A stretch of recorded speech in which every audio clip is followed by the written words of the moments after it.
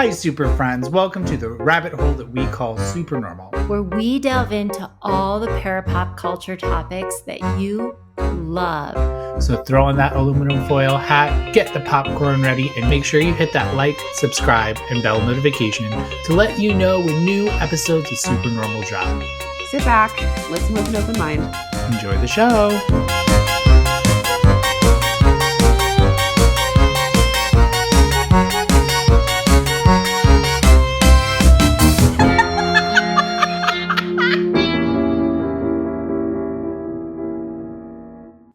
Welcome back, everybody.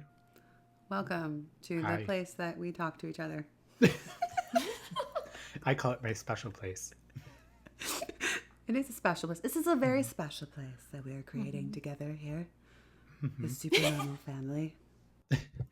Well, we spent some time, because, we pivot so easily in this podcast that we came up with some topics that we want to just kind of maybe surface touch a little bit about what does it mean to be spiritual and what isn't spiritual. And so we made a list of the things that we feel you don't necessarily need to be spiritual. We're myth busting. Mm-hmm. I like that show. One of our top things, we've got a list of 10. 1, 2, 3, 4, 5, 6, 7, 8, 9, 10. That's right. We can count to 10. Yay! We've got 10 things, top 10 myths that we come up across. There's so many myths out there, and we came up with the top myths. Like, don't you guys want to know what those top myths are? Whoa. What, you Polly Shore? Just spit all over everything. Hey, buddy. Do you want to learn some paranormal things? Oh, she's a space girl. Is that better? I can't. We totally tubularly came up with some psychedelic topics for you to understand your paranormal spiritual shit, brah. Number 10 on our list. Did you ever see that guy on Facebook that was always like, it is now your top 10 scariest videos on the internet? Yeah, those are freaking popular too. Mm-hmm. Maybe that's what we should be doing. Maybe that's what we should be doing. There you go. Can you intro this? The top 10 list of the things that you should be avoiding in your spiritual practice. Welcome to SUPERnormal, where we're going to give you the top 10 things that you should avoid in your spirituality and that might be a myth. Starting at number 10. That's him. Also, we have not had a nail check yet. That is a part of how we open our said podcast. It's a nail check. We gotta nail check. Can I turn mine on? Mm-hmm. Nice. I felt left out, so I had to clear code. It's very pretty. It's nice when you're handing back cash at your regular work and you're like, oh. Well, welcome, Matt.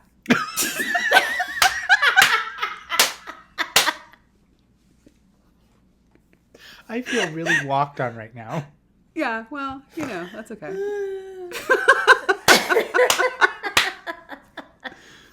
Okay, so for the listeners at home, we've made fan warping. We've tried to start this podcast episode like 70 times. Nobody needs to know that. I'm announcing it. We're breaking the fourth wall. Yeah. Yeah. Well, you at home? Yeah, I see you. We're in the fourth dimension now, and welcome, Matt. Sorry, that was number 3.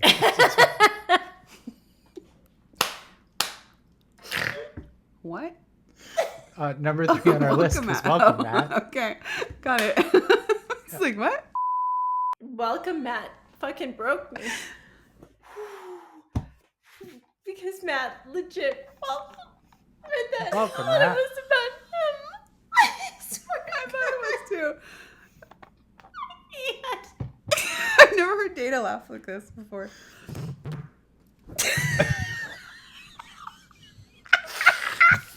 That was the sound of Dana's twin flame just burning to the ground. Oh, that's great. Shit. I know. It was his face. He's like, welcome, Matt. Oh. Oh.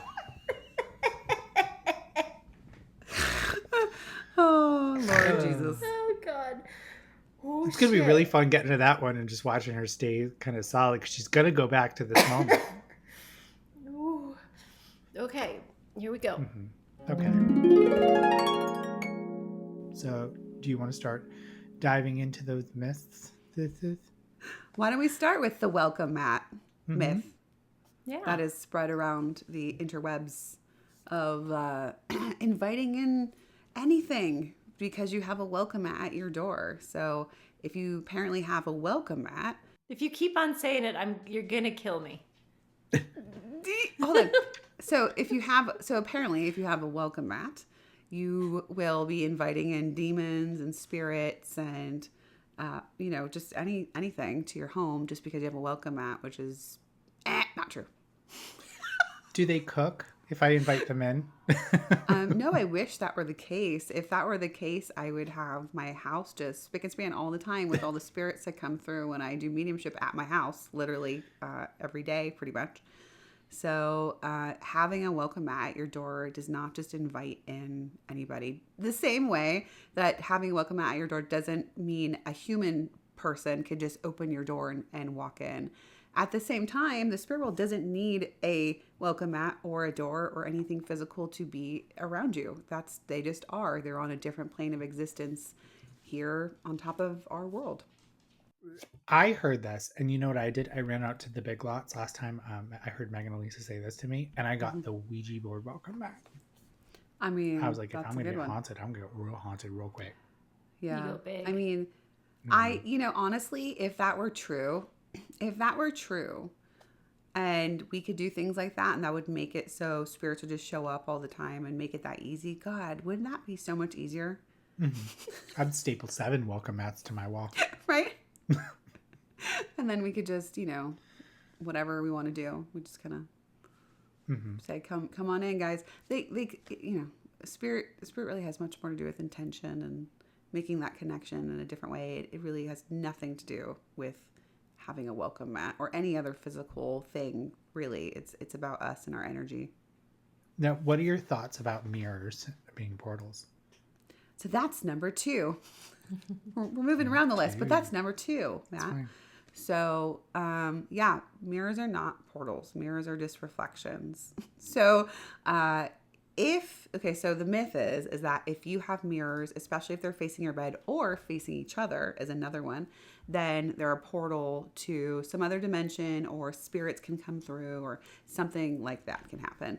I have giant mirrors facing both sides of my bed and another little one on this side. I've never had an issue ever.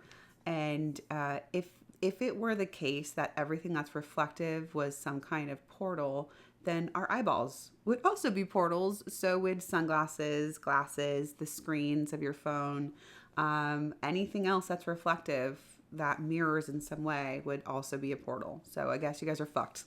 Yeah. Water. Water is reflective. Yeah. Yeah, water, just my earrings. These are portals too. Yeah, these are big portals. Look at all the little mirrors on here. The little ghosts are just kind of swimming on through right now. They're just coming through. Ooh. Have you heard about the people that do the mirror gazing? Where, obviously there can be scrying and things like that you can do with mirrors and different things of that nature. But there are people that will just look at your reflection like without like breaking your eyes, like looking away. And people have like, oh, my face changed and I saw somebody else's face. So what's your feeling on that? I've done that and I've had that happen. But I think it's more to do with like our mind softening, our eyes softening, and how that can change our perception, right? And, even if you were to go into a meditative state and perceive different things like that, maybe there's something to it. Maybe there isn't. It doesn't really matter. You know what I mean? Like, what's the difference either way? Honestly, like, yes, we do have past lives. Yes, we have other lives we've lived. Yes, there could be something we're perceiving like that. And so what? And what? And what? So, okay. So that's a thing. If so, but also it could easily just be our eyes, adjusting to the thing that we're doing with staring, just like it does in the dark. So it's kind of like, I think people make big deals about things and want to have conclusions about things that they don't fully understand about it.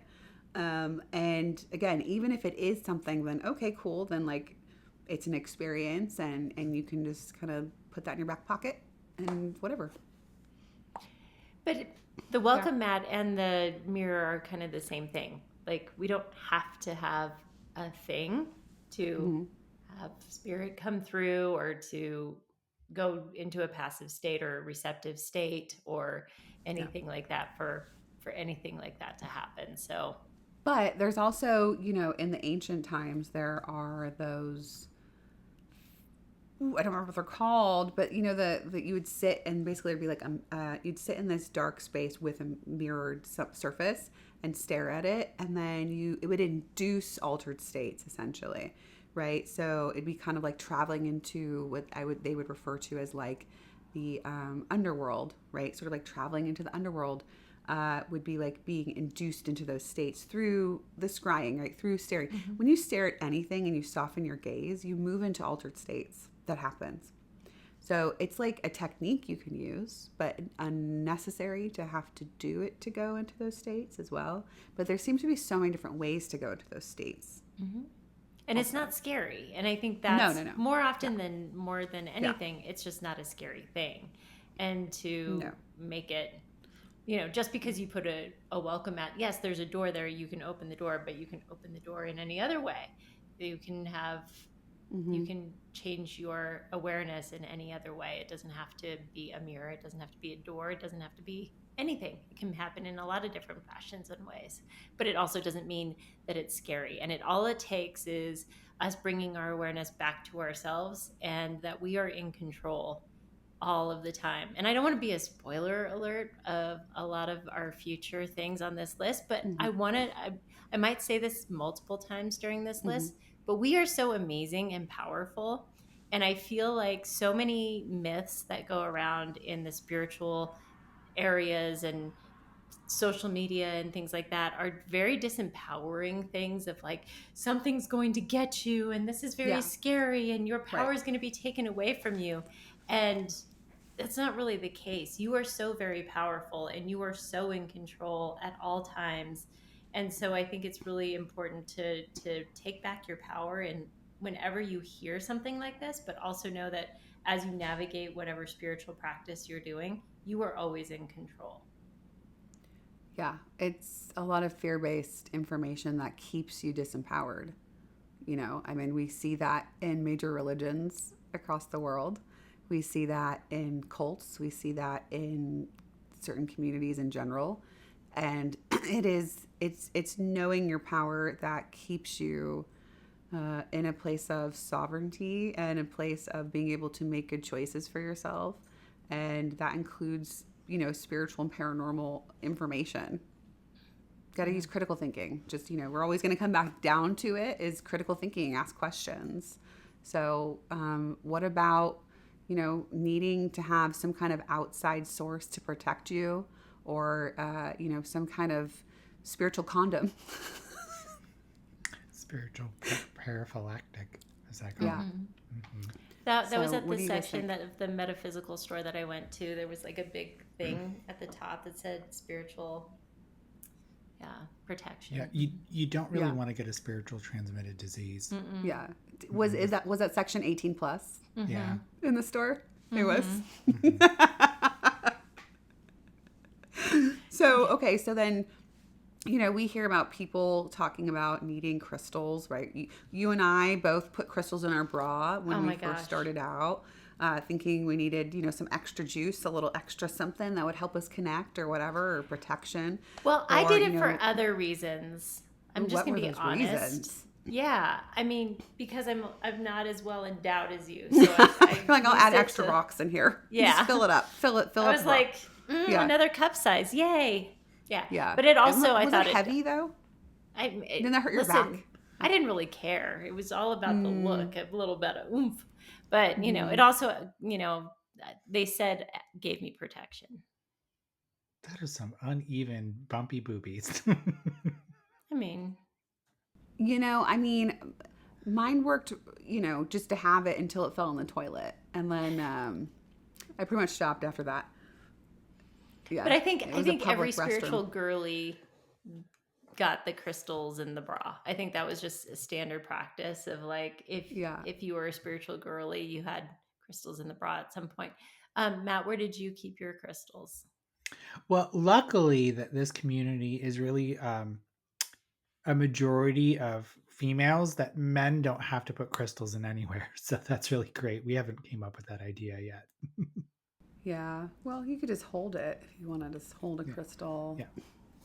But I can't imagine having crystals in my underwear. So sorry. Yeah.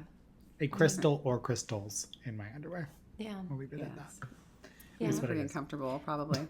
But I think, I saw a creator make a video. I came across it today about she was getting ready to fly across country or to Europe or something. And she's like, I'm getting ready. And this is how I, as a psychic, fly across, and airports and things like that. And I need this ring and I need this amulet and this crystal and this thing and this thing and this thing and this thing. And it made me sad because she felt like she really needed all of those things to keep herself safe and protected. And I think that it's also important to know that you don't need anything outside of yourself. Boundaries are just an amazing thing. Um, Yeah. but I have to say, like, my own personal story is with this necklace. I wear it all the time, and I don't wear it all the time anymore for protection. It's just more like it's just special to me because this is where my spiritual practice started. When I first started my spiritual practice, like I felt very open and aware of everything. And I got this tourmalated quartz necklace because they said at the store like this was really Right. good for that, right? Yeah. And I felt like it helped me set my intention to something. It helped me like hold something and say like I'm going to set my intention to this. I'm going to focus on something Mm-hmm. close to me to put my energy and power to. I think that there are some times where there are things that can help put tread on the tires, is the way that I like to say it. There was nothing truly this didn't protect me. This just helped put tread on the tires to help remind me that I was so very powerful. And by simply setting the intention of like, I'm not going to be tapping into everything around me. I'm going to be protective of my energy, and it's none of my business what anybody else's energy is doing. And nobody else gets access to me because I have boundaries and energetic Mm-hmm. boundaries. It wasn't the necklace that was doing that. And so it was a shift in understanding of like, this just put tread on the tires and helped me out. But I wear it now, not for protection, but just because it's symbolic to me and means something to me in my spiritual practice. Mm-hmm. But I think if something helps you or makes you feel like a little bit more safe, that's fine. But I think that also remembering like it all comes from you and it all comes from a point of intention. Intention is your most powerful thing, of simply saying like I'm taking back my power. I'm not going to pick up everybody's energy that's around me because what's going on around me is none yet. It's none of my business. Right. And nobody else gets access to me because I have boundaries. And I think as much as we practice spiritual hygiene in these ways, we have to practice hygiene with boundaries with the human, with living people in our normal relationships. And the more we practice that in our with living people, it's easier to do that with the spiritual world as well. So I agree. Yeah, I agree. Yeah, I don't think you need to have any of those things. I understand why people sometimes use those things as a reminder or things like that, but I also think a lot of people just really believe and put their power, their energy into those things and believe that those are protecting them or doing something for them, and really the case is it's more to do with you and really not anything to do with those things. So yeah, I like to simplify spirituality or spiritual practices as much as possible. Obviously, if you guys want to do those things, do those things. That's on you, babe. Right? But for us, we try to keep it pretty simple and practical. Well, I think it's not a problem to use any of that stuff. If you want to overpack your luggage and have to pay that extra toll because you want to fly across the country with 8 pounds of spiritual shit in your bag, go for it, sis. I don't care. But if it's becoming a problem where you're having an anxiety attack because you don't have that stuff, it's time Mm-hmm. to rearrange your choices, because that's called codependency. Right. And you're being codependent on an object to complete you. And that's a huge problem. Gotta rein it in. Pull Also, back, there's, sister. spiritual materialism, right? Where do we draw the line as far as what we need for our spiritual practices? Really, we don't need anything but ourselves, and that's the truth. You don't have to wear special clothing. You don't have to have special scarves or socks or sprays or any of it, really. It comes down to your spiritual power, your spiritual connection. I definitely believe in prayer and an intention and in protection in that way, as far as like having that connection does protect you in a way of like, I would say, being open to inspiration of what to do that keeps you safe or to move in certain directions in your life, versus like when your ego can kind of take over and direct you in a way that doesn't necessarily help in that way, right? So like, how many times have you guys had like a feeling come to you about something, and maybe you didn't listen to it, and you're like, damn, I wish I would have listened to that about this person or about this situation or about whatever, right? Like, I think the more open we are to spirit and our intentions in all those ways, the more we're able to kind of hear that a little bit more and pay attention to it. And that again comes down to like boundaries and our own awareness of self and like all these things. But I think that is a big part of like being spiritual, is being able to kind of hone in on that part of it as well. Mm-hmm. Well, it's funny that you mentioned the spiritual materialism kind of aspect, because spiritual materialism. Sometimes you have to dress in certain ways to be a little bit more spiritual. I know Megan and I are extra spiritual because of our ghost earrings tonight. And just more fun. Maybe not more spiritual, more fun. But there can be some myths out there about like you have to wear all natural fabrics. You have to dress like if you dress in a certain way, that's not spiritual, or different things like that. Like if you wear black, or leather, or like not, you're saying like not natural fibers, or who knows, maybe stripes. Some of us, it's just we don't feel very spiritual when we wear stripes. Tie-dye is where it's at though. So I remember when I first started too, I was like, all the things I saw was flowy dresses, flowy skirts, and, like the crystals around your neck and all the things to fit into that culture of like, the new age sort of culture. And I was definitely into the flowy skirts at first. And I do love a flowy skirt. I'm not dissing the flowy skirt. I love the flowy skirt. But you don't have to wear a uniform to be spiritual and to be... I understand that as like, when we're trying to be accepted into a community or like into, people that we're not familiar with, we tend to sometimes be like, oh, I have to look like them or be like them or act like them. And really it's about learning to just be authentically you. And that's what you should be to be accepted for you, right? Otherwise you're going to kind of burn yourself out pretending to be something you're not. Yep. Yeah. Well, now you tell me. I got a $20 gift card to Free People just burning a hole in my pocket now. Give it to me. I'll take it. I'll take it. I love Free Dana and I are sharing it. $10 each, which is not going to do nothing. Very far. No. But it's going to be unfree people. Make it 1,000. I'm going to see if you feel like talking about this, Matt, because at one point I know it was brought up to you about your hats, that you shouldn't be wearing hats while you're doing trance and mediumship. Yeah. Really? A very handsome bald man that shall be nameless, and he knows who he is, said, "Hello, Matt. Did you ever think that the hat and the fibers in your hat was blocking the energy of coming out your head? You might want to take it off." And I'm like, that's so funny to me, especially because, like, let's say in Judaism, like we have the kippah, right? Like we have the yarmulke.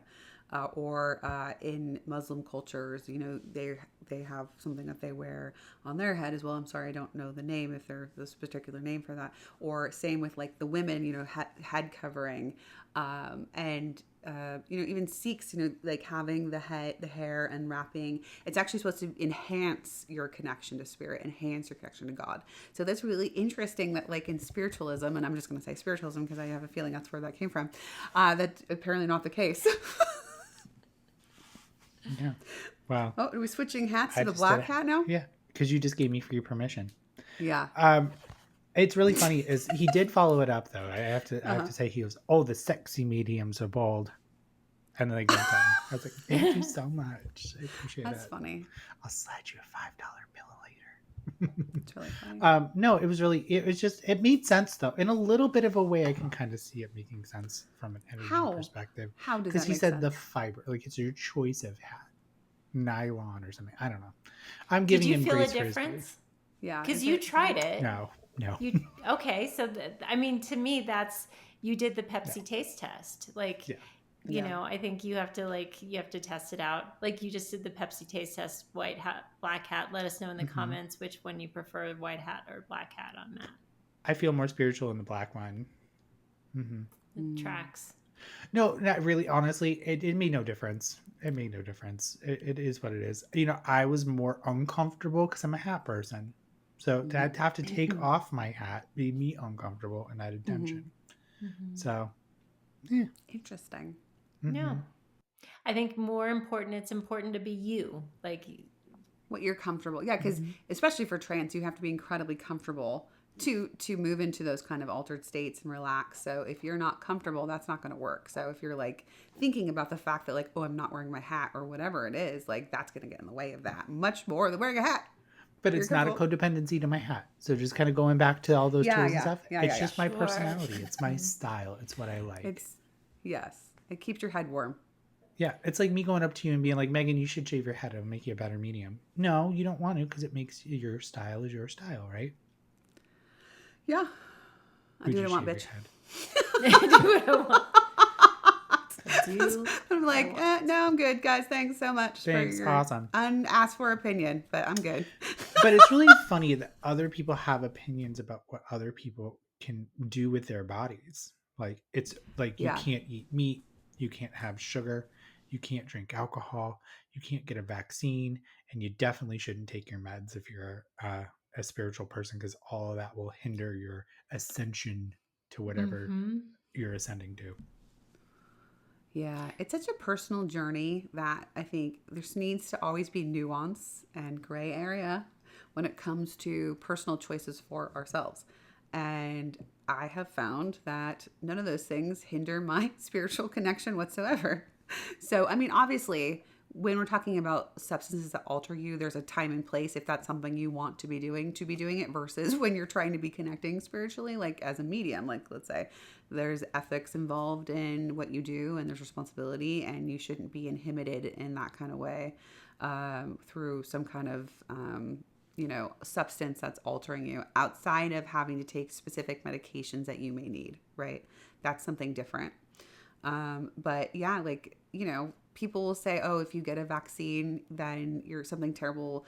I've heard so many different things about the jab, right? About getting the jab and what that will do to you. And like, no, not true.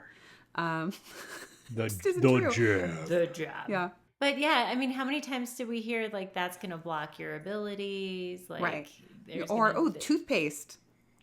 Like the toothpaste for your pineal gland, it, like calcifies it. Yeah, all the fear tactics that it's so funny because it's like on one hand they're like, don't do what the man says. They tell you to do this stuff to calcify your pineal gland, and yet they're doing the exact same thing on the opposite spectrum of saying like, do what I say you should be doing, and blah blah blah blah blah. And if you don't, then something terrible is going to happen to you. So it's the exact same thing. It's just a total hypocrisy. Yeah. Well. And early in my development, I went into a metaphysical store and I had just gotten my first COVID vaccine. And he goes, I was asking a question of like my frustration because, early developing spiritual people are always going up to people that are more professional. And I was like, it's just not feeling like it normally does. And their first response was, did you get the COVID vaccine? And I'm like, yeah. And he goes, and he does this hand motion on me. I'm like doing it because people are listening on Spotify. But he did this and he goes, okay, you're good. I took it off of you. The ocean! He hasn't been decontaminated yet. Jacques! Oui. Clean in! Oui. Ocean! Ouh, la mer! Bon. Voilà, he is clean.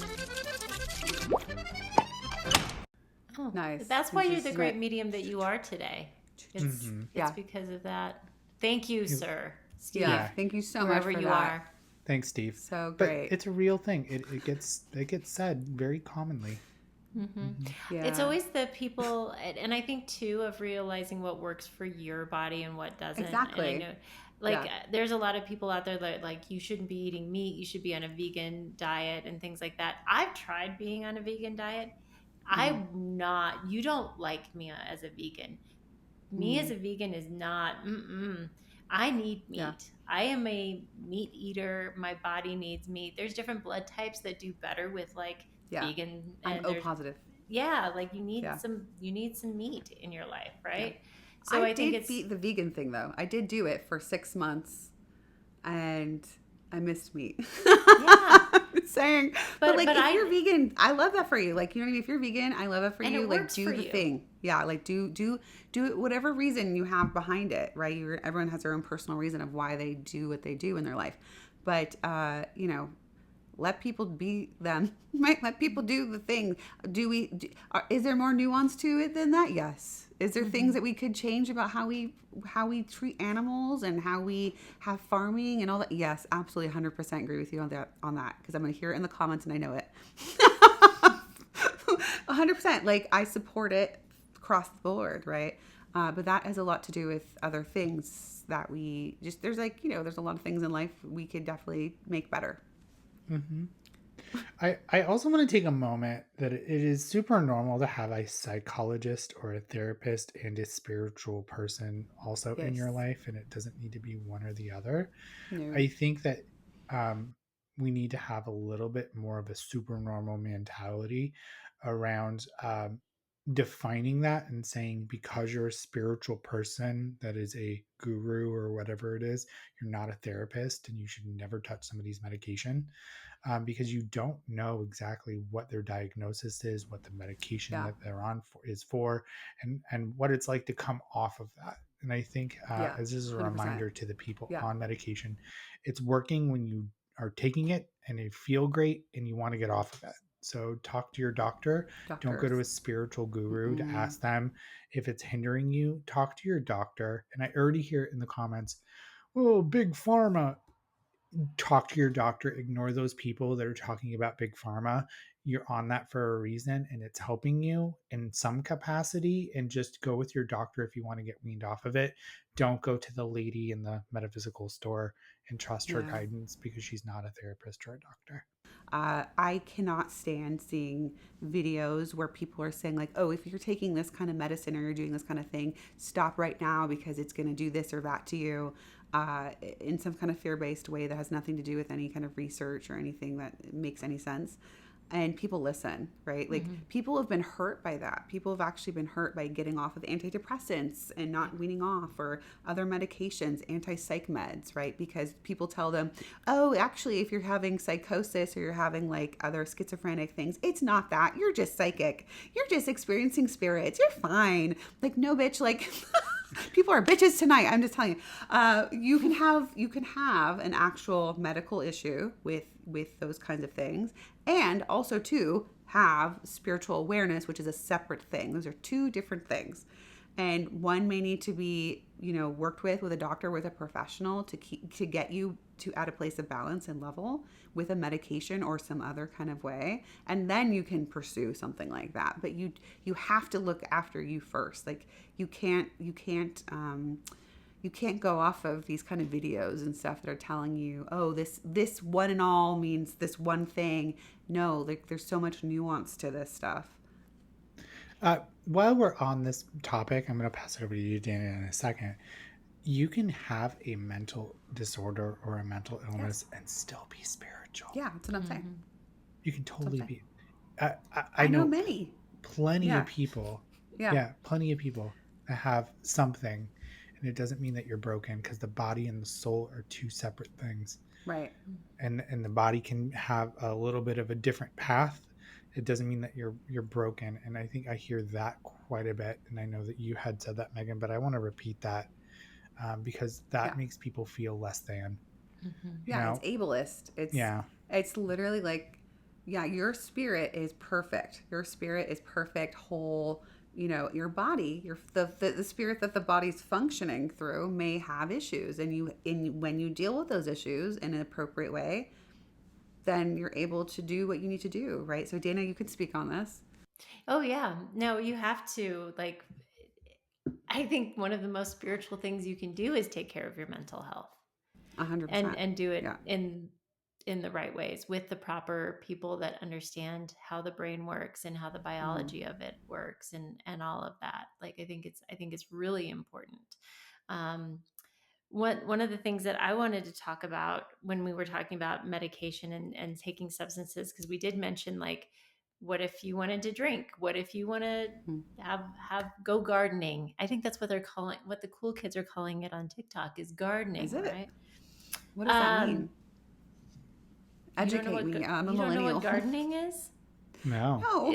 You would do it at 4:20 every day. Oh. You How do water I the know this and you plants. guys don't know this? Jeez Louise. Oh. Okay, I but You here's the visit thing, the like, nursery. I know that you know. touched on, like, there's certain things that, we can use, but we don't want to be doing spiritual practices during that because of low discernment and things like that. But there's also the conversation of you need to do certain things to be spiritual, to use certain substances to have a spiritual experience. And, there's different plant medicines out there. There's ayahuasca, there's mushrooms, there's different things out there. And there's MDMA. also cultural, there's cultural, practices and things like that would go with this, that we also want to be respectful of that. I think that there can be some beautiful spiritual experiences that can happen through these. But if you have a mental disorder, by the way, that's something that you also want to be very mindful of. So I am somebody who suffers with bipolar depression and things like that. So if I were to do MDMA, that would be a really bad thing for me to do. Like, I would probably spin me into a bipolar episode. So you have to make sure that if you are on medications, that you talk with your psychiatrist and you understand where you are psychologically before you, because these are mind altering substances. So you want to make sure that you're doing them with a proper person that understands medical things, what you're going through medically, that's going to sit with you, that's going to understand the whole process, everything, right? But I also want to impart that, again, you don't need something outside of you to have a spiritual experience. And there's no quick cuts to being spiritual or to having an awakening or to having these things happen. I think that you can have a beautiful experience on these substances. However, they're not a necessity. I heard a story recently about Ram Dass and his mentor, one of his teachers. And obviously Ram Dass worked with psychedelics quite a bit. And he had said to his teacher, "You've got to try this. This is amazing. I've had enlightenment and all of this." And he kept on giving him tabs of LSD, like, here. And he gave him way more than any that, like, human person could ever have handled. And the guy was just like, and he's like, "How are you not changed by this? How are you not feeling in anything?" And he's like, "I've already reached this stage of enlightenment or change or altered state of consciousness naturally." So what I want to offer is, this is available. Like, we don't have to have these substances to reach these altered states of consciousness or to reach a spiritual practice or to reach spirit or guides or anything like that. There's no quick access, no matter which way you go, whether it's the non-medical route or whatever. So I wanted to make sure we speak on that.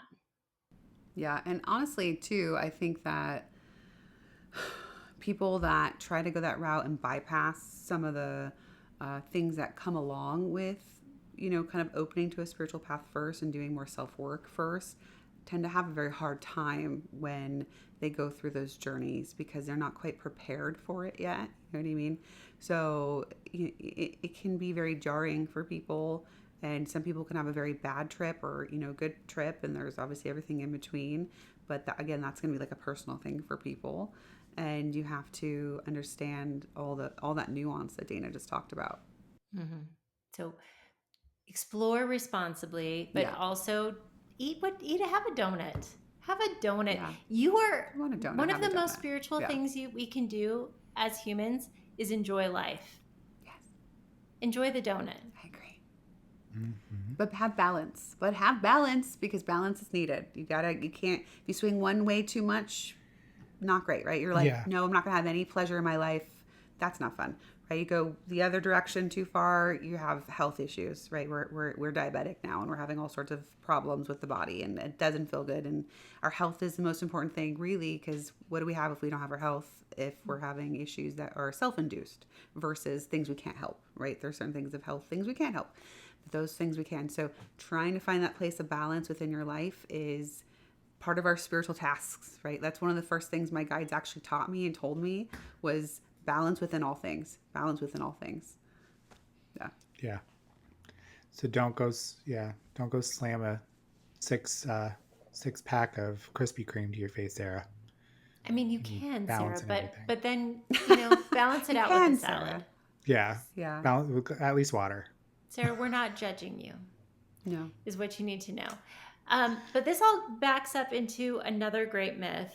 Not another great myth. Another Is great that the right- myth. A horrible myth. It's horrible. A very fascinating myth. Fascinating. Another spiritual myth. That's a horrible a deep adjective. dive. Yep. That you have to be fully healed before you can be spiritual. I think, Megan, you were kind of talking about that some healing and some self-awareness is really helpful before we dive into some deeper stuff. Yeah. But you don't have to be this fully healed, fully perfect person to be deserving of a spiritual path or to start walking a spiritual path of whatever modality of your choosing, of your liking. Sometimes I think walking a spiritual path or just developing whatever way you want can be one of the most healing things that we can do. But we're always going to be revisiting things as we go on. And life happens. Like just as soon as you think you're kind of cruising along and whatever, then somebody dies. Somebody gets cancer. Like life happens. Right. So we're a constant. Listen, Matt, life happens. That just really got dark quick. Yeah, well, it's true though. But here's the cool thing about it is when we do work on ourselves and actually face situations that are happening to us or with us or whatever, and learn from those things, when we do face a new challenge, we bring all of that knowledge with us to face it in a new way, right? I've never met a person that I would say is fully healed in my life. I've never met a single person, and maybe they exist, but I've never met them. But I think that that's a part of being a human, is the fact that we are constantly in some kind of flux and learning and growing.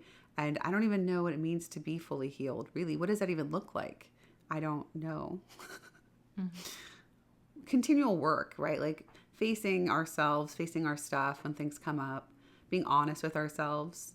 That to me is the work, right? Being just real honest and taking accountability, right? When you do something that's fucked up, just admit that and try to make a change for the better, right? Someone may forgive you, they may not, and that's not really for you to force in any way. All you can do is what you can do for what you're doing with your life. And so we try our best to show up the best we can, and then when we can't, we acknowledge that too. Yeah. Facts are facts. Facts are facts. Facts are facts. What's this yawning one?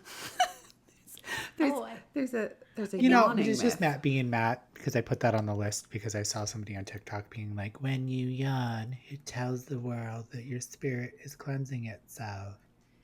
You know what's interesting, Matt? There was a point, and I don't know if you still do this, but like when you were kind of like shifting your awareness to do a mediumship reading and you were kind of starting to blend with spirit, you'd start to yawn. Mm-hmm. Does that still happen? No. No. Maybe you're done cleansing yourself. What about all the people that say when they burp or when they fart when they're doing a reading, they're like, oh, it's the spirit. It's a spirit fart or it's a spirit burp. I'm just like, what? What in the weird Confirmation. biology? Yeah. You can start burping when you're nervous. That happens, right? When you're breathing in air in a weird way, you can start having issues with burping. Just take a moment for this. You know, your spirit, you're all encompassing, all intelligent. You want to get the people to hear your message. And what is the best way that you can do that is to make your medium fart. Because that just adds credibility to you, you know, just pass gas, girl. Just let them know that I'm here. Whoever smelled it, dealt it. I cannot with any of that. No, thank you. No, Can thank you. I would not like that. No. Can I get spicy for just one moment? I saw a medium on TikTok reading. This was a while back, but this was one of the burping mediums. And like she goes, and she literally opens up her shirt and goes, and blows into her shirt. And I was like, what? And she's like, this spirit's strong. And I was like, why did you save it? Girl, it was And the why- Denny's you had 20 minutes ago that's strong. And that has stuck with me for like 2 years.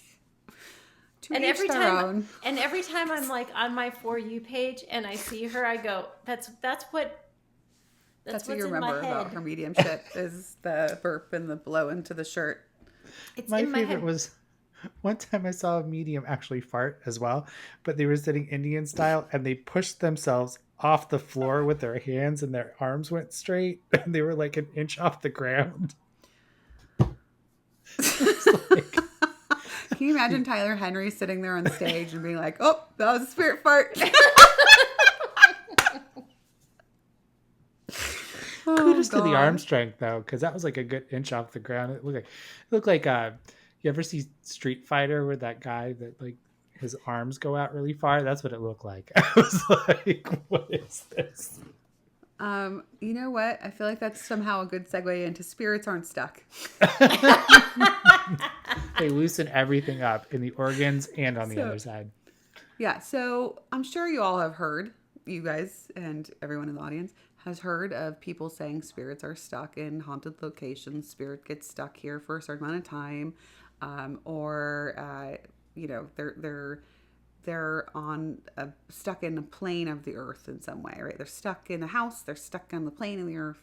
They're being punished. They weren't allowed to come to the light. They're afraid, or some other kind of nonsense like that. So let's talk about the myth of spirits being stuck here on the earth. Well, it's almost going back to the welcome mat all over again. Like they just can go through anything. Like they're just their energy. They don't need like they're not like I know. I'm stuck between these four walls. Yeah. I've made so many videos on this with like so many different reasons of why spirits aren't stuck. And of course, there's still going to be people that are like, no, spirits are stuck. So let's first, people will be like, okay, well, what about haunted houses? Like, what is that about? Why are there blah, blah, blah, blah happening? So I'll always say, typically that's coming from a residual energy. So if people are sensitive to energy or there's things happening, that is usually leftover energy from people that were living there or people living there currently. Okay. And plus two, you can have spirits actually coming to visit temporarily and communicating in some way, whether that is, you know, where you're feeling them physically in the space, or you're having personal experiences happen, or maybe on rare occasions something moves, or you hear a knock, or the lights flicker. That doesn't mean your loved one's stuck here. It just means they're coming to visit temporarily because they're connected to us through energy. And again, they go to another plane of existence, and it happens pretty automatically after you leave the body. And I've literally been out of body before. You know, I just want to say, like, you can perceive things that are going on here. Obviously, I didn't die, so I didn't go to the spirit world. But once you do leave the body permanently, you become a higher vibration, which doesn't match the earth vibration anymore, which is why you're now on a different plane of existence with it. Well, I'm going to play devil's advocate for a second. Okay, Go for it. Let's go. Let's say there are stuck spirits. Okay. Sure. My first thought is this: what a cruel joke! A cruel joke. They're, and I'm saying this as just hypothetical. Okay, that their God must be to allow his Right. children to be trapped in a place when he can just go, and that Yeah. they need somebody on this plane of existence to cross them over to get closer to God. Yeah, they need Yeah. a human person to do But that. what a somehow. cruel, that's cruel. Yeah, Yeah, but have it- you it- that- have you it's been not. to church? That's No. Yeah. like there's that's mostly what most Christians, like, not to pick on Christians because I've been raised Christian and like I understand this, but a lot of, like, you know how long of my life I was worried that I was going to hell because I got a bad grade on a test. Mm-hmm. Like, I like we believe, like, growing up as a Christian, that you're going to be stuck in purgatory because you didn't get baptized, like that you were going to be stuck somewhere because you weren't baptized, or Right. because you had a little fun with your boyfriend one night, that you don't get to go to heaven now because of that, right? So does that mean that all Neanderthals are stuck? Well, I understand what you're saying, Matt, but understand, like, from the human perspective, like, we feel like while we love God, he's great, we feel like we're constantly being judged, and we're gonna, like, there's gonna be a judgment where we're gonna be Which like, is so not what actually you did happens. not, you did not, you're not getting in. So sorry about it. Yeah, that's So- not what happens though. So for the mediums that cross them over, how do they know when they're done? Do they hear the luggage click and then they go out for like a pack of cigarettes and never come back? Like, how do they know that they've crossed them over? Do they write a letter later on being like, hey, Jem, thanks for crossing me over. I'm now in Boca. Just want to say thanks. Love you. Bye. I don't know. It's Maybe questions SUPERnormal can help me solve at the end of the day in another episode. Yeah, so let's talk about that a little bit. So I know that the people that do that, they're well-intentioned. They think they're doing something positive, right? So I do want to say that because I think that people get really defensive that believe that or have been taught that. But let's think about it a little bit logically for the people that are mediums or that are, open to this kind of work. Yeah, We know shamanism and all spirit, that. yeah. So spirit guides, and there's spirits on the other side with the spirit, right? So, and then the higher source, right, of God, source, all that is, great spirit, whatever you want to call that. Why would those beings just go, oh, gonna leave that spirit here and not be able to help them if they should actually need help to cross over in some way, right? That doesn't make sense. Their guide's literally here to get them through life and to return them back to spirit. And we've done this many times. That's the other thing, is we have lived lives where we've done this already. We've passed before. We've gone through these cycles, right? So it's a very natural part of what we do. Dana? People don't know what people don't know. And I think Yeah, exactly. also, Yeah. there's a lot of well-intentioned people. Hi, my name's Dana. I was a well-intentioned person that worked with somebody who said, let's go clear a house. And I was like, okay. And so we went and cleared the house, and we sensed that there was a spirit energy in there, and they said, we've got to go clear it. We've got to do Remove them. It's called psycho pump. Yeah. To cross them over. And I said, okay. I didn't know what I was doing, but this is what somebody above me told me that I was meant to do. Right. And so it became if you got enough people telling you that this is how it happens and this is the way it works, then that's kind of what you're going to go with for a little while. For me, it was finally a moment of like, I'm not sure about this. And then I had to sit with myself for a little bit of like, this was what I was being told by a lot of people. Right. And then when I looked outside of it and went, I don't know that these two things actually make sense. Right. And is there proof and evidence? I think, Matt, your point makes a lot of sense in that, yeah, with a logical mind, is there any proof that we were doing what we were doing? When I would go into these house clearings and that we would feel a spirit presence there, that we were actually crossing anybody over? No, but it's what I knew. and it's what they knew, and we were doing what we thought was the right thing to do, and people only know what we know. And so it was well intentioned, and I think we did help some people out, but I feel bad. I'm gonna be honest. I didn't know I was gonna do therapy here.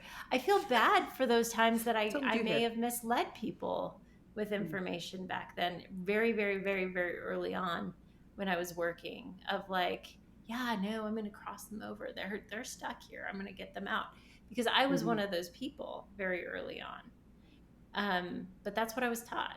And so it was through critical thought and through understanding, like, this doesn't jive, that I finally came to understand something different. Totally. It's why we're having this podcast, honestly, is to be flexible in our thoughts and thinking and mind of being, and also having critical thought.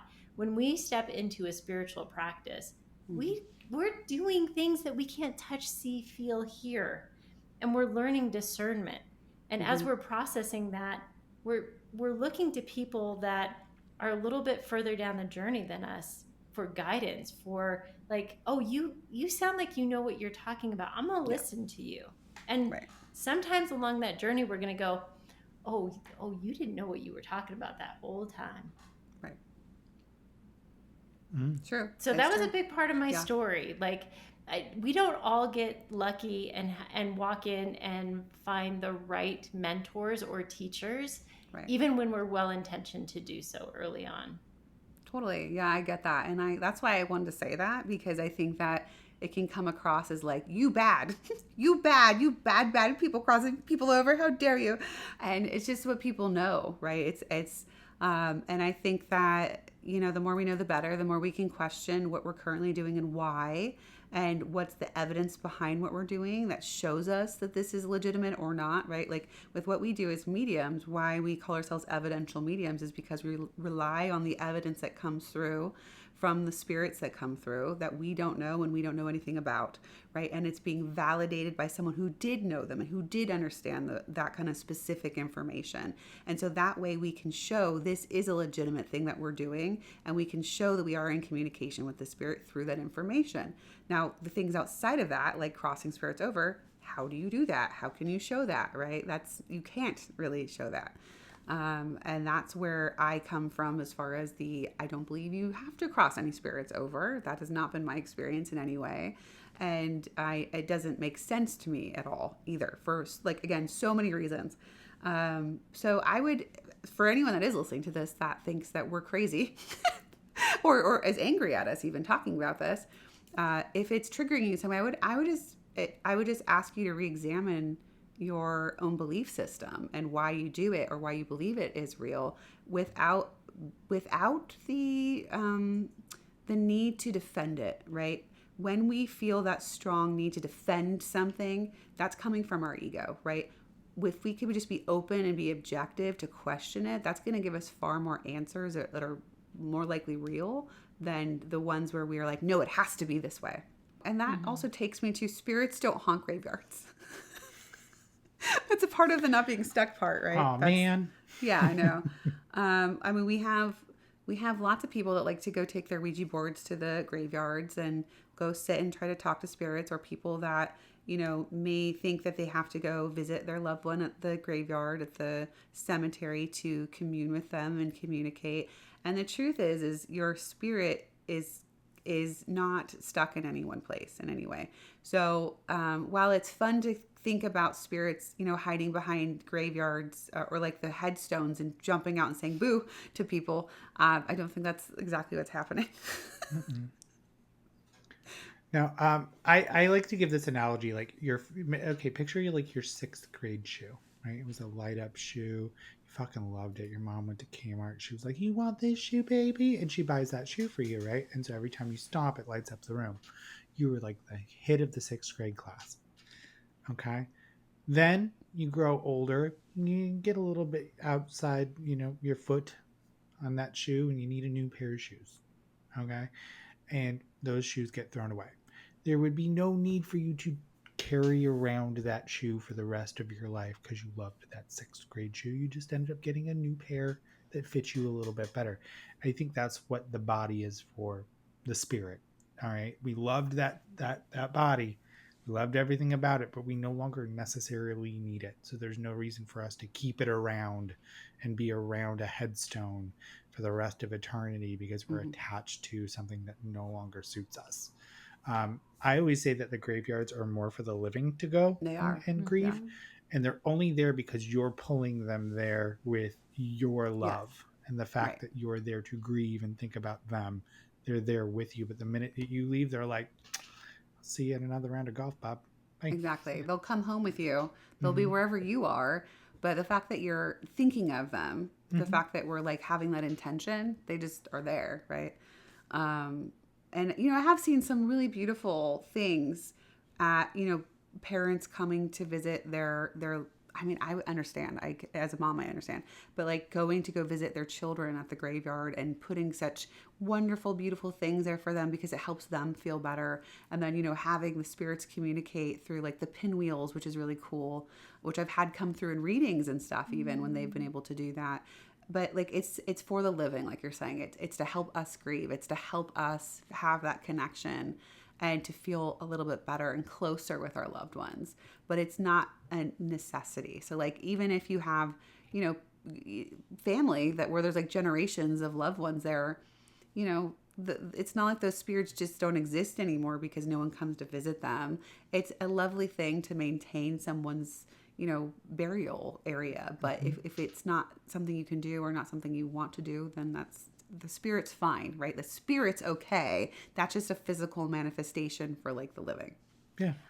We get questions all the time of like, I don't know what to do with the ashes. Like he's cremated. I don't know what to do. They don't care. They're so not attached to that sort of thing. And to that point too, like there's a lot of different myths out there about how long before you get a sign from your loved one. It's going to take them 6 months to send you a sign. They can come through immediately, whether it's through a medium or through sending you a sign or before you feel them. You know, they're always around you. They're always connected by love, by a thought of you. And I think there's, you know, it's the great unknown. I think us as humans always try to make sense of the great unknown. It's the one thing as humans that death, what happens after death, that gets so tricky. So there's a lot of myths around death, obviously.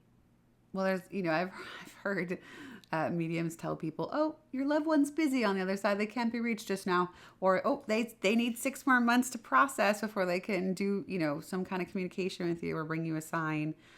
Or they don't want to. They're, you know, they just don't want to come and talk to you. Or, oh, they're mad at you. None of that is true. None of that is true. Or they've already reincarnated, so they can't come through. Right. Yeah. Please hold. Your spiritual loved one will be right with you. Sorry, your dad went to Disneyland. He doesn't want to come to communicate with you, or that you're bothering them, right? That if you reach out, you're bothering them, you're doing something bad to them, then it's not true. They love to communicate with us. They love to have that connection. So yeah, we're just chucking out all the myths. We're just like, here's all the myths that, you know, that we know about that you don't need to worry about.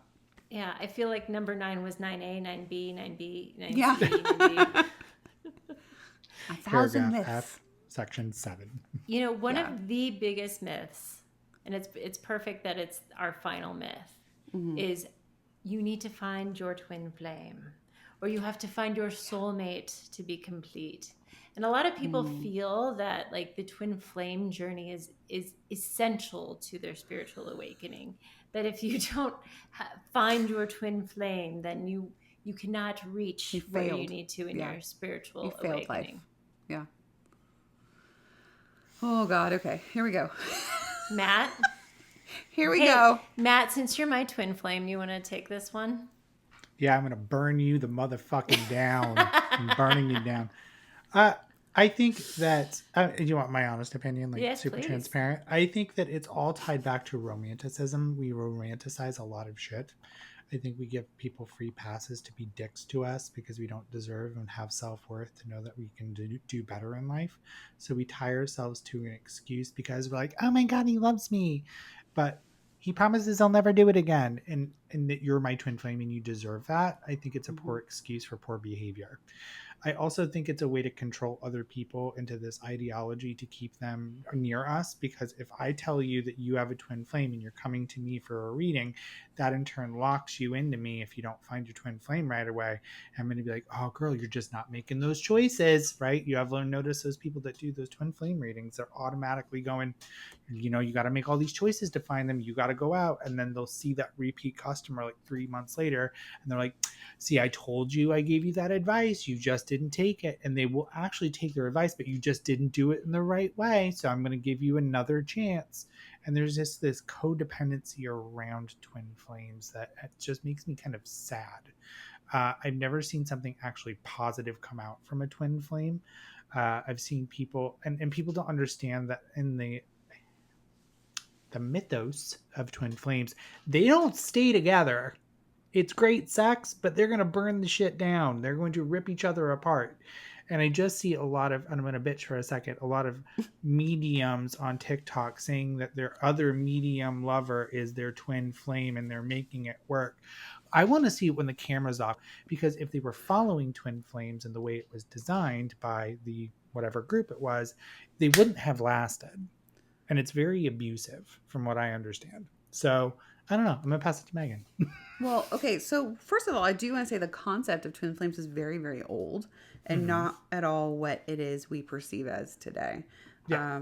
I'm just going to look that up because it came from, okay, well, I'm not trying to talk about the Twin Flames universe on Netflix. Although that was a fascinating piece of, I mean, if you want to be talked out of a twin flame thing, but that's also like a perfect example of what happens when you get sucked into like feeling like you need the twin flame thing.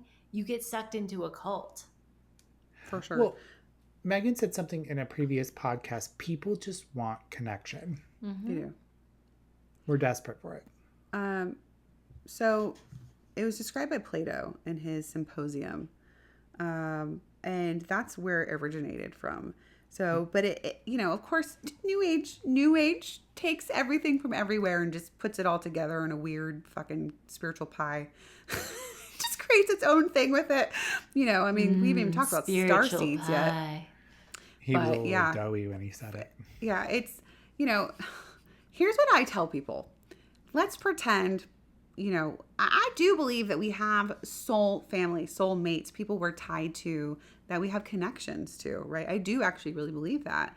But I don't believe that that means that you have to go out and find them. I actually think that that means that we should know and trust there's a divine source that puts us together in the right timing in our lives for the people we're connected to without you needing to worry about that whatsoever. You don't need to worry about those kind of like ideas of what you need to call each other. That's so like not even a thing you need to worry about in any way. So I think that even if there was something like a twin flame, which is like, you know, the idea that there is one soul split into two, right? Living lives. It doesn't mean that you're not complete, or doesn't mean that you're not, or that you're supposed to even be in each other's lives just because you have that soul connection. You will find your way to people and you'll find your way away from people as things need to happen that way. And you have to let things and people go as they're trying to. If someone wants to go, let them go. Let them go. Don't try to grab onto them. That's the toxic behaviors that you're referring to, Matt. Like the trying to keep somebody in your life that is obviously not meant for you, right? Not meant for you because they're not doing good things for you, or, you know, they're hurting you, or they're not respecting your boundaries, or they're, you know, whatevering with you. That's not okay. Yes. Or blaming your plight that you're having on somebody else that you've never met. I've seen that happen. Where this girl was literally having a legit anxiety attack, and she was like, my twin flame's suffering and I'm just feeling it. I'm like, no, girl, you're having a panic attack, and that's completely normal to have some sort of anxiety or depression. It's not because somebody else on the other side of this world that you've never met is suffering. Right. And that just really kind of seemed like scapegoaty and like pushing our own mental health away to blame it on somebody else. Yeah, I agree. I think that's where we slip into the whole like spiritual psychosis potentials in that direction, right? So yeah, always staying very grounded, very practical, very, in that headspace when it comes to our spiritual things that we're doing, I think is so important to keep us safe, right? Safe with our mental health and like safe in our life as well. And I cannot stand the tarot readers on TikTok with their like, oh, this is your twin flame reading. This is this person's coming back. It's just like constantly feeding into people's delusion and making them obsessive. And I just think it's irresponsible. Like, can you do a love reading responsibly for a collective? Yes, I think you can do that. But I think that most people don't care and they just kind of want to feed into getting views. They don't really care the impact they're having when it comes to that stuff. And I think that, there's just a lot of negative and scary potentials when it comes to spirituality in general that people have to watch out for. Yeah. I think if there's a big lesson in everything that we've talked about today is whenever you're looking for something to complete you outside of you, you're going to run into trouble because, you two, I consider you my soul family. I think that you were meant to be in my life, and I think that you both were meant to come into my life and be a big part of it. But to say you complete me or anything like that, you enhance my life, right? Right. And that's what it should be. I make my life great. I am who I am because of me, and the people that are in my life or my practices or the things that I do are enhancements, right? And I think whenever we are looking for things outside of ourselves to make ourselves happy or to validate what we're doing or whatever, that's when we fall into trouble. And it's interesting how many of these things on our top 10 myth list fall into that, right? Yes. There is another commonality between all these myths, that it's usually what somebody else has told you and never listening to our own truth. Yeah, that's true. That's a good point as well. Listen to yourself. If it doesn't feel right within you, if you're hearing even something on our list, if something on our list doesn't resonate with you, listen to yourself. Formulate your own opinion based on your own experience. You can take other people's opinions into consideration, but if it really hasn't happened to you, it's a hypothesis, right? It's a theory because it needs evidence to be proven as fact, right? And we can't take everything for black and white. Also, there's a little bit of gray. You can allow people to play. Look, Megan, I learned the color gray. She's been trying for years to get me to have I'm trying gray. to get the gray in there. But really, ultimately, listen to yourself. Listen to your own soul. What does your soul say? What do you feel? Everyone has inner guidance. Every single one of us has an inner guidance system that helps us to know what is right and wrong, helps us to know which direction to go, helps us to know what we should be listening to and what not to be listening to.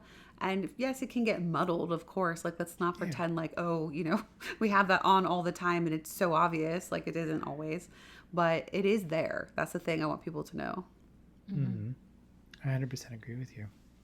Well, follow your inner compass. Yeah. And by doing that, we mean click the bell and subscribe. That's what your inner guidance is telling you to do. Yep. So you can wear Ralph Lauren polo, eat meat, and go live your best life. But if you don't want to and you want to wear white linen clothing and go live in a mountain, you can do that too. And that's what's so cool about being alive is you get to have that choice. And if that's what feels right to your soul, then fucking do it. I support you. Yeah. I support you. Yeah. And there will be spiritual Crisco for all the stuck spirits in my TikTok shop. So feel free to hit me up there. Well, I'm going to be over here eating Taco Bell with my ghost earrings. So until next time, guys. Thanks for listening. Bye, everybody. See you guys soon. Bye.